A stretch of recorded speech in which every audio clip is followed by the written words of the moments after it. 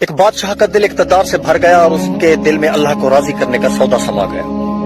چنانچہ اس نے سب کو چھوڑ کر جنگل کی راہ لی۔ جنگل میں پہنچ کر اس نے دیکھا کہ وہاں پر ایک بوڑھا آدمی اپنی عبادت میں مصروف ہے اور اپنی عبادت اور ریاضت کی بدولت سوکھی ہڈیوں کا ڈھانچہ بنا ہوا ہے۔ بوڑھا جب اپنی عبادت سے فارغ ہوا تو بادشاہ کی طرف متوجہ ہوا اور اس سے پوچھا کہ نوجوان آپ کون ہیں، کیا سے تشریف لائے اور کہاں جانا ہے؟ تو بادشاہ نے اپنا مدعا بیان کیا کہ میرا مقصد اللہ تعالیٰ کی عبادت کے لیے یکسو ہو کر اللہ تعالیٰ کو راضی کرنا ہے۔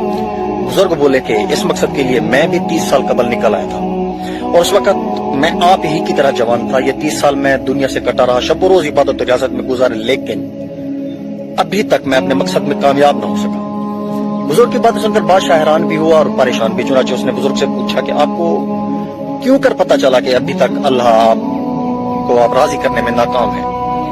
بزرگ بولے کہ میں نے ایک سوکھی ٹہنی زمین میں گاڑ دی ہے اپنے لیے اور یہ علامت مقرر کی ہے اپنے لیے کہ جب یہ ٹہنی سرزبز ہو جائے گی تو میں سمجھوں گا کہ میرا رب مجھ سے راضی ہو گیا ہے۔ لیکن اتنی عبادت و ریاضت کے باوجود بھی ٹہنی ویسے کی ویسی ہے، سوکھی پڑی ہوئی ہے۔ بادشاہ نے جب بزرگ کی باتیں سنی تو بہت متاثر ہوا اور گڑ گڑا کر بزرگ سے التجا کی کہ مجھے بھی اجازت فرمائے تاکہ میں بھی آپ کے ساتھ عبادت کر سکوں اور اپنے رب کو راضی کروں۔ پہلے تو بزرگ نے اس کی التجا نہیں مانی، لیکن جب بادشاہ کی طرف سے اصرار بڑھا تو بزرگ نے اس شرط پر اجازت دی کہ سب سے پہلے بات تو یہ ہے کہ یہ جنگل ہے اور یہاں ہر قسم کے حالات پیش آئیں گے، لیکن آپ کو اپنی توجہ اپنی عبادت پر مرکوز رکھنی ہوگی۔ اور دوسری بات یہ ہے کہ آپ کو بھی علامت کے طور پر ایک سوکھی ٹہنی زمین کے اندر گاڑنی ہوگی۔ بادشاہ نے دونوں شرطیں منظور کی اور بادشاہ کے ساتھ مصروف عبادت ہو گیا۔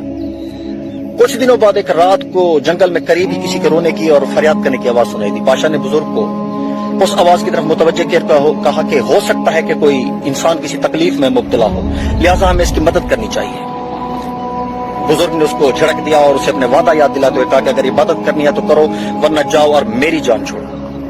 بادشاہ نے جب بزرگ کی باتیں سنی تو اسے بہت دکھ ہوا اور وہ اس آواز کی طرف چل دیا۔ وہاں پہنچ کر دیکھا کہ ایک چھوٹا بچہ کسی قافلے سے رات کی تاریکی میں رہ گیا ہے اور اب خوف اور دہشت سے رو رہا ہے۔ بادشاہ نے بچوں کو اپنے کاندھے پر بٹھایا اور قافلے کے پیچھے بھاگ پڑا۔ قافلہ زیادہ دور نہیں گیا تھا، اس وجہ سے جلدی بادشاہ اس تک پہنچ گیا۔ بچہ قافلے والوں کے حوالے کر کے بادشاہ اپنی جگہ واپس آیا اور سو گیا۔